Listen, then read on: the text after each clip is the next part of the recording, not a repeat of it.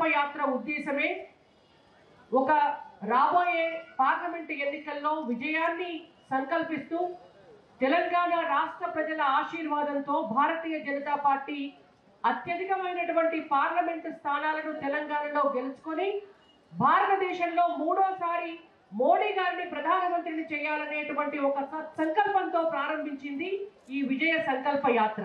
రేపు ఈ మెదక్ పార్లమెంటు స్థానం నుంచి గెలిచేటటువంటి ఎంపీ గారు వెళ్ళి పార్లమెంటులో వారి నెంబర్ కూడా కలిస్తే దేశంలో ప్రధానమంత్రిగా నరేంద్ర మోడీ గారు మూడోసారి ప్రధానిగా ఆ ప్రధాని పీఠంపై కూర్చుంటారు. కాబట్టి ఈ విజయాన్ని సంకల్పిస్తూ ప్రజల కోసం, దేశం కోసం, దేశ అభివృద్ధి కోసం, దేశ రక్షణ కోసం, దేశ సమగ్రత కోసం, మనందరి అభివృద్ధి కోసం, మనందరి బ్రతుకులు బాగుండడం కోసం మరొకసారి బీజేపీ అధికారంలోకి రావాలి, నరేంద్ర మోడీ గారు ప్రధానమంత్రి కావాలని సంకల్పిస్తూ చేస్తున్నటువంటి యాత్ర ఇవాళ మీ అందరి దగ్గరికి వచ్చింది. ఈ తెలంగాణ రాష్ట్రంలో కాంగ్రెస్ పార్టీ అధికారంలోకి వచ్చింది. ప్రజల కోసం పోరాటం చేసి, ప్రజల పక్షాన నిలబడి, ప్రజల కోసం ఉద్యమాలు చేసి అధికారంలో ఉన్నటువంటి అవినీతి బీఆర్ఎస్ పార్టీని ఇట్లా కూర్చుండబెట్టాలి అని చెప్పి మీ పక్షాన పోరాటం చేసింది భారతీయ జనతా పార్టీ. అయితే తీరా ఎన్నికల సమయం వచ్చేసరికి మిమ్మల్ని అలవిగాని హామీలనిచ్చి మభ్యపెట్టి తన మీడియాను ఉపయోగించుకొని ఒక రాంగ్ ప్రాపగండా చేసి బీఆర్ఎస్ బీజేపీ ఒక్కటే అని ఒక అబద్ధాన్ని ప్రచారం చేసి మిమ్మల్ని కూడా నమ్మించి ఇతర రాజకీయ పార్టీలు కాంగ్రెస్ పార్టీ ఓట్లు వేయించుకొని వాళ్ళ అధికారంలోకి వచ్చింది. అధికారంలోకి వచ్చినటువంటి ఈ 3 నెలల కాలంలో మీకు ఇచ్చినటువంటి 6 గ్యారంటీల సంగతి దేవుడెరుగు. ఒక్క గ్యారంటీని కూడా సంపూర్ణంగా నిర్వర్తించలే కాంగ్రెస్ పార్టీ. కాంగ్రెస్ పార్టీ గత చరిత్ర కూడా ఈ 75 ఏళ్ల స్వతంత్ర భారతదేశంలో 60 సంవత్సరాలకు పైచిలకు అధికారంలో ఉన్నా కూడా ఉమ్మడి ఆంధ్రప్రదేశ్లోనైనా భారతదేశంలోనైనా దోపిడీల కాంగ్రెస్ పార్టీ అయింది తప్ప, దొంగల కాంగ్రెస్ పార్టీ అయిందే తప్ప ఏనాడు ప్రజల కోసం కాంగ్రెస్ పార్టీ పనిచేయలేదు. 10 సంవత్సరాల కాలం తెలంగాణ రాష్ట్ర ప్రజలు తెలంగాణ రాష్ట్రం కోసం కొట్లాడిన పార్టీ అని నమ్మి బీఆర్ఎస్ పార్టీకి అవకాశం ఇస్తే బీఆర్ఎస్ పార్టీ వాళ్ళు కాంగ్రెస్ వాళ్ళు గుడిని మింగితే బీఆర్ఎస్ పార్టీ వాళ్ళు గుళ్ళ లింగాన్ని కూడా మింగిన చందంగా తెలంగాణను మొత్తం దోపిడీకి గురి చేస్తారు. ఎక్కడ చూసినా స్కామ్లు, ఎక్కడ చూసినా భూ కబ్జాలు, ఎక్కడ చూసినా అవినీతి, ఎక్కడ చూసినా పైసల దోపిడీ. తెలంగాణ ఎందుకు తెచ్చుకున్నామో అర్థం కాని పరిస్థితిలో తెలంగాణ రాష్ట్ర ప్రజలమైన మనం ఉన్నాం. మరి ఇటు చూస్తే కాంగ్రెస్ పార్టీ దోపిడీ, అటు చూస్తే బీఆర్ఎస్ పార్టీ దోపిడీ. ఇవాళ భారతీయ జనతా పార్టీ ఒక్కటే గత 10 సంవత్సరాలుగా భారతదేశాన్ని ఏలుతున్నా కూడా ఒక్క అవినీతి మరక కూడా లేకుండా ఇవాళ దేశాన్ని అభివృద్ధి పదంలో తీసుకుపోతున్నటువంటి పార్టీ భారతీయ జనతా పార్టీ. కాబట్టి మీరందరూ కూడా భారతీయ జనతా పార్టీకి ఓటేయాలి, నరేంద్ర మోడీ గారిని ప్రధానమంత్రిని చేయాలి. మన ఊళ్ళల్లో గ్రామాలల్లో గ్రామ దేవతలను పెట్టుకుంటాం. మనం ఎందుకని పెట్టుకుంటాం? గ్రామ దేవతలు గ్రామాలను రక్షిస్తాయని పెట్టుకుంటాం. మనకేమన్నా కరువులు కాటకాలు రాకుండా, రోగాలు రొస్టులు దాకకుండా, పండిన పంటలన్నీ బాగుండాలని, మన బతుకులు చల్లగా ఉండాలని చెప్పి ఎల్లమ్మనో, పోషమ్మనో, కనకదుర్గమ్మనో, పోలేరమ్మనో, ఉప్పలమ్మనో మనం పెట్టుకుంటాం. ఇవాళ నేను మోడీ గారిని దేవునితో పోలుస్తలేదు, వారు కూడా మనలాంటి మనిషే. కానీ ఇవాళ మన గ్రామాలను, మన ఇళ్లను ఎట్లయితే రక్షిస్తున్నాయో మన గ్రామ దేవతలు, గట్లనే ఈ దేశాన్ని రక్షించేటటువంటి రక్షకుడు నరేంద్ర మోడీ గారు. కాబట్టి ఇవాళ భారతీయ జనతా పార్టీకి మీరందరూ కూడా ఓటేయాలి. మంత్రి అపాయింట్మెంట్ అడిగితే ఎన్నడూ కూడా అపాయింట్మెంట్ ఇవ్వకపోయేది. ఏక భారతదేశ ప్రధానమంత్రికి అపాయింట్మెంట్ ఇచ్చేది ఎక్కడరా అని చెప్పి లైన్లో కూర్చుండబెట్టేది. అటువంటి అమెరికా ప్రెసిడెంట్ కూడా భారతదేశ ప్రధానమంత్రి ఫోన్లో మాట్లాడుతుందంటే కూడా ఉరికొచ్చి ఫోన్ తీసుకునేటటువంటి పరిస్థితికి తీసుకొచ్చినటువంటి వ్యక్తి నరేంద్ర మోడీ గారు.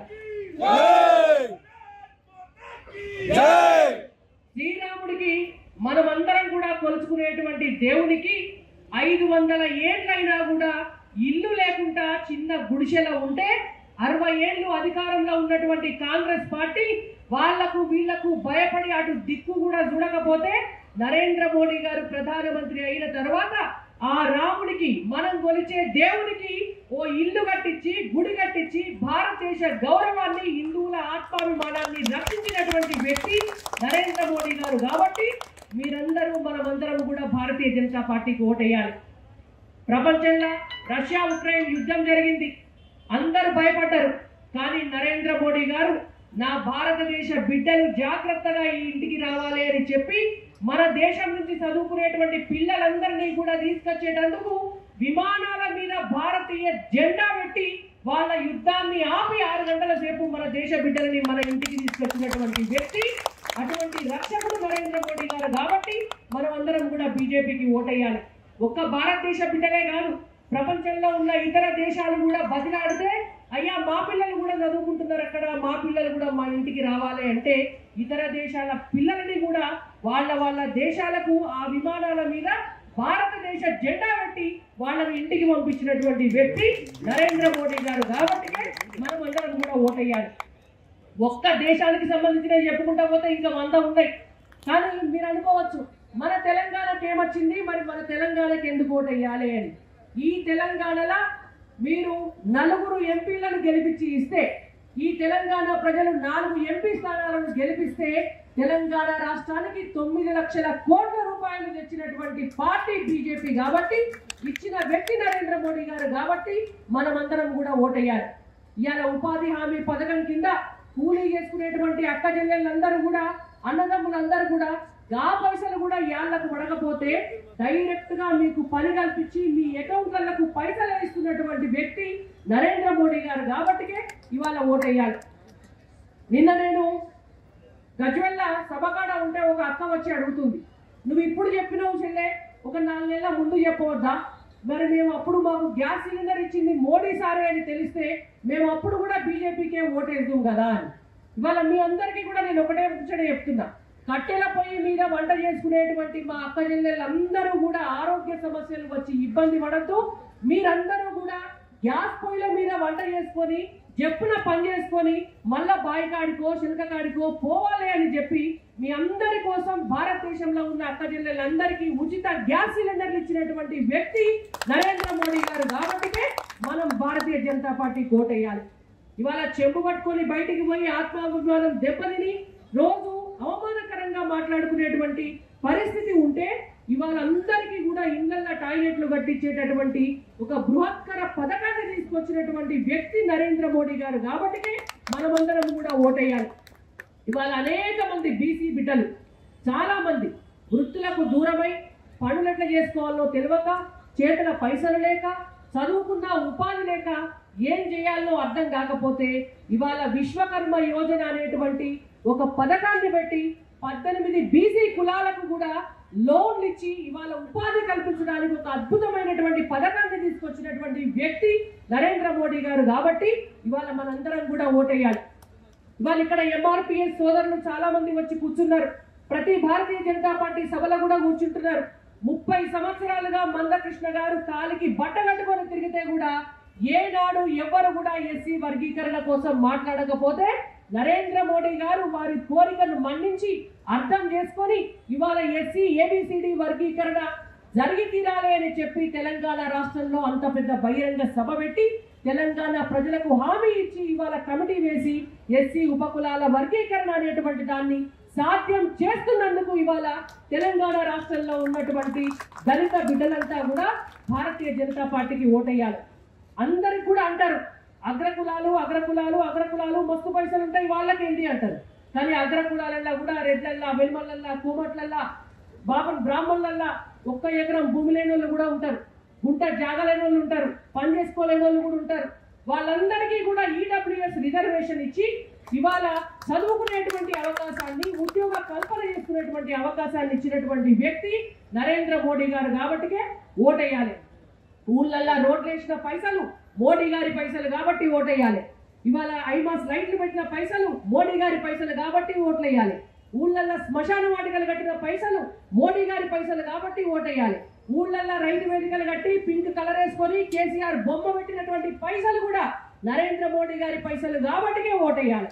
ఇవాళ రేషన్ బియ్యం మీ రేషన్ షాపులలో వచ్చే రేషన్ బియ్యం కూడా ఇంకొక 5 ఏళ్ళు ఉచితంగా ఇవ్వబోయేది నరేంద్ర మోడీ గారే కాబట్టి వారికి ఓటేయాలి. ఇవాళ ముద్రా లోన్లు ఇచ్చి యువతకు ఉపాధి కల్పిస్తున్నందుకు నరేంద్ర మోడీ గారికి ఓటేయాలి. నేషనల్ హైవేస్ ఏర్పాటు చేస్తున్నందుకు మోడీ గారికి ఓటేయాలి. ఇవాళ మధ్యాహ్న భోజన పథకం పెట్టి బిడ్డల ఆకలి తీరుస్తున్నందుకు నరేంద్ర మోడీ గారికి ఓటేయాలి.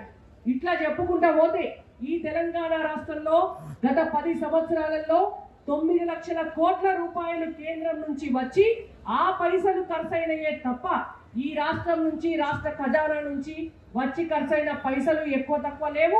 బడ్జెట్ లో పెట్టిన పైసల్ని కూడా ఏనాడు సంపూర్ణంగా తెలంగాణ రాష్ట్ర ప్రభుత్వం ఖర్చు పెట్టలే. గత పాలకులు ఖర్చు పెట్టలే, భవిష్యత్ పాలకులు ఖర్చు పెట్టరు. కాబట్టి మనందరి బతుకులు బాగుపడాలంటే, భవిష్యత్తులో మరింత అభివృద్ధి తెలంగాణలో జరగాలంటే, ఆ అభివృద్ధిలో మెదక్ పార్లమెంట్ కూడా ఉండాలంటే మీరందరూ కూడా భారతీయ జనతా పార్టీకి ఓటేయండి. ఇక్కడ ఎంపీని గెలిపించండి.